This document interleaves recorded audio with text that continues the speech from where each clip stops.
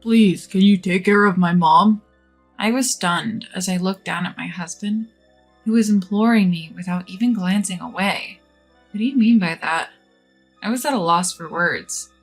Candace, oblivious to my emotional state, was happily playing Pictionary in the garden with her kids.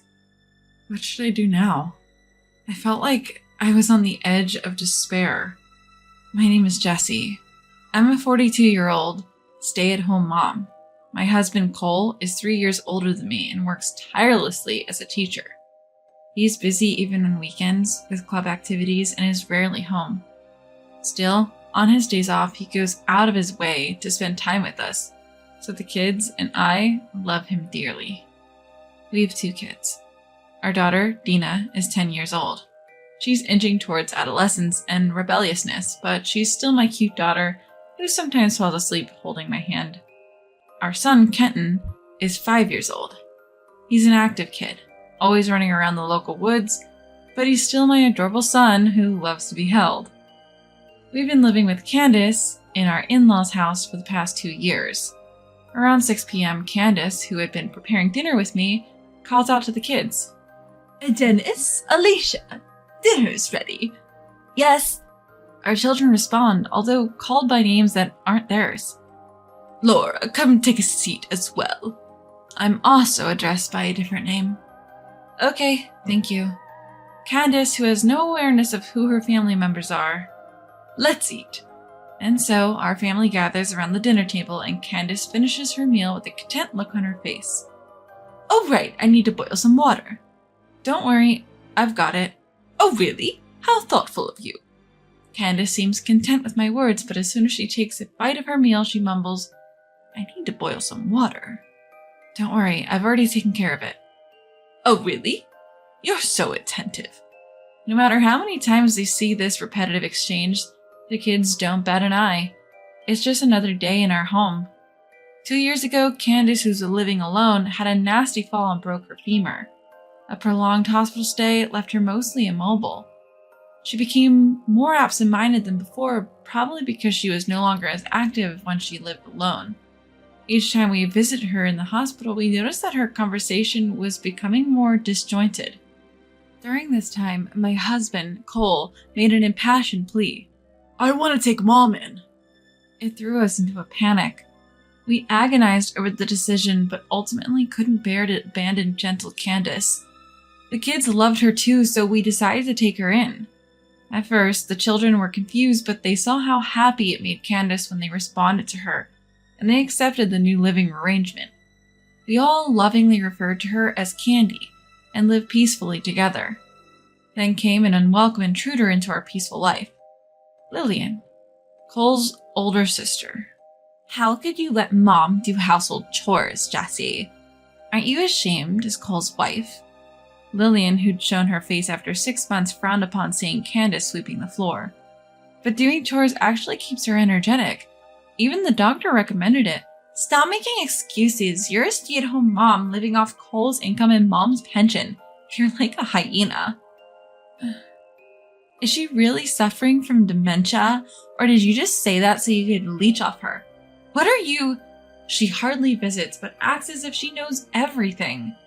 Mom, I bought you our favorite cake. Let's eat it together. Thank you, Jilly.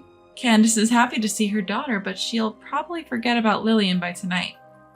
I'm truly fed up with Lillian, who acts all high and mighty just because she brought some snacks. Not only did Cole have an older sister by 5 years, but he also had an older brother, Jack, who was 2 years his senior. That meant Cole was the youngest of 3 siblings, and still, we were the ones to take in Candace. Jack often moved for work, and Lillian, his sister, was married and lived far away. Despite this, their attitude of our younger brother's family, who lives nearby, should naturally be the ones to take her in, always irked me. Cole, on the other hand, was genuinely grateful for the way I had devoted myself to caregiving. On his occasional day off, he'd always take turns with me attending to Candace. And Candace? Well, she'd occasionally make mistakes or wander a bit. She was generally calm. Whenever she gave a heartfelt smile and said, "Thank you," it made everything worthwhile. But my frustration grew when I thought about how Lillian and her kin would just shoot their mouths off without actually lifting a finger to help. Just when I thought this was my life now, everything changed. Cole passed away. He had collapsed at work. By the time we rushed to the hospital, it was already too late. I was so shocked I couldn't even cry. For the next month, between the funeral and taking care of the kids, life was a blur. While seeing my children muster the courage to go back to school, I started thinking it was time to figure out our future. Cole had left us some money, but it wasn't enough to live on indefinitely. More importantly, we were living in Cole's family home, taking care of his mother, Candace. Moreover, her dementia is progressing. Sometimes she understood that her son Cole was gone, but other times she'd forget. Even so, she had her own sense of loss and had many days when she'd cry like a child. Feeling it was wrong to leave Candace, we lived by draining our savings, unable to work. Then, 3 months after Cole's death, Lillian and Jack showed up out of the blue. "How long do you plan on freeloading here?" "What?" Exhausted from caregiving and child-rearing, I was too stunned to reply. Looking down at me, Jack arrogantly began to lecture. Don't you feel ashamed living off our mother's modest pension? "I only use Candace's pension for living expenses," I responded. Sure. Jack snorted dismissively. This coming from a man who hadn't contributed a single cent to his own brother's funeral. Lillian scanned the room as if appraising it, then began directing me. "You're practically a stranger now. Move out. I'll live here with Mom." "What? You're married and live far away. Didn't Mom refuse that arrangement?" "Oh, no worries. My idiot husband cheated, so I thought I'd come back and take care of Mom. My kids are grown up anyway." "What? How selfish can she be?" If Lillian's husband really cheated on her, I'd sympathize with her. But isn't it just too convenient for her to kick us out without even thanking us for forcing us to take care of her? Ignoring my disbelief, Lillian rushed over to Candace, who was sunbathing on the terrace. "Mom would prefer to live with her real daughter over a daughter-in-law who's like a hyena, right?" Candace, lost in the sunlight, gave a vague reply. But Lillian took that as if Candace had agreed with her, forcefully interpreting her answer to suit her. "Look, just pack up and leave, will you?" "Are you serious?" Seeing my pale face, Jack smirks. Losing your cash cow, huh? Man, if you had been a good provider, maybe my brother would have lived longer. Poor guy. Using my late husband's death to taunt me, how could anyone be so insensitive? He's the worst. Absolutely terrible. But my worn-out body and mind couldn't muster the strength to fight back against these two. That night, as the kids were asleep, I pondered. Honestly, leaving this home would probably make my life easier. I could go back to work if I didn't have to care for Candace. But should I really leave just because Lillian and the others tell me to? Wouldn't that be abandoning Candace? Would my late husband Cole be disappointed? These negative thoughts swirled around in my head. Suddenly, I realized Candace was standing next to me. "Jessie." "Candace, what's up? Need to go to the bathroom?" I was about to stand to assist her, still surprised to be called Jessie after such a long time, but Candace stopped me, taking my hand. "Jessie, leave this home." "What?" I was puzzled by her sudden proposal. Was she choosing Lillian over me because they shared the same blood? As if reading my thoughts, Candace spoke gently. "You're still young. Don't waste your time on an old person like me. But live with Kenton and Dina. Make life easier for them. But what about you, Candace?" "I'll be fine as long as you all are happy." Candace smiled. A lump formed in my throat. "Candace," and tears flowed for the first time since Cole passed away. Candace gently caressed my hand. "Thank you for everything. I'm so grateful for your gentle touch. It's given me so much happiness." Yes, that's it. I chose to live with her because she is this warm-hearted. I cried like a child while being embraced by the warm chest of Candace. The next morning, Candace greeted me. "Good morning, Laura." She probably didn't remember last night. But I had made up my mind. I will leave this house to protect my children, and not to waste Candace's feelings. I soon found an apartment in the same school district and moved with my kids. I was concerned about Candace, but for now I decided to leave her to Lillian's care. I even found a job opening at my previous workplace. My kids are still adjusting, but I feel we're moving forward bit by bit. However, 2 months after leaving my in-laws' house, I got an unbelievable call from Lillian. Taking care of Mom is tougher than I thought. Come help me. What? So listen, Mom keeps cooking with rotten veggies and constantly forgets to hang the laundry. Could you please keep an eye on her during the day? What is she talking about? She accused me of being horrible for having Candace do household chores, but isn't she doing the same? And considering Candace's cognitive decline, she can't possibly manage all the household tasks by herself. Did she take our mom in just to have an extra set of hands around the house? Unbelievable. Why don't you help her with chores yourself, Lillian? I'm busy too. Busy? She doesn't have a job and the kids have moved out. I have work. I can't. Can't you take a little time off? You're family after all. My employer won't let me take paid leave to take care of someone else. Isn't it cruel to call your mother-in-law someone else? You were the one who said I'm now a stranger, remember? That's... Lillian hesitated. I decided to hit where it hurts. If you can't manage without asking a total stranger for help, you must be pretty incompetent, Lillian. What? If you want a stranger's help, prepare a payment, then I'll consider it. You're so greedy. I can't believe my brother married you. I'll never ask for your help again. Fine by me. She hung up angrily. I felt relieved that I finally stood up to her. I'm concerned about Candace, but helping now would just make me a pawn in Lillian's games. She must have some pride. She won't mistreat Candace for a while. In the meantime, I start making some preparations. 3 months later, Lillian called me to a family restaurant. Her hair was a mess, her face pale, and she had a vacant look in her eyes. You didn't tell me. What? You didn't tell me taking care of Mom would be this hard. Why didn't you tell me? Well, you didn't ask. Lillian groaned and went silent. Candace is calm, but she wanders and has accidents. Taking care of her alone must be draining.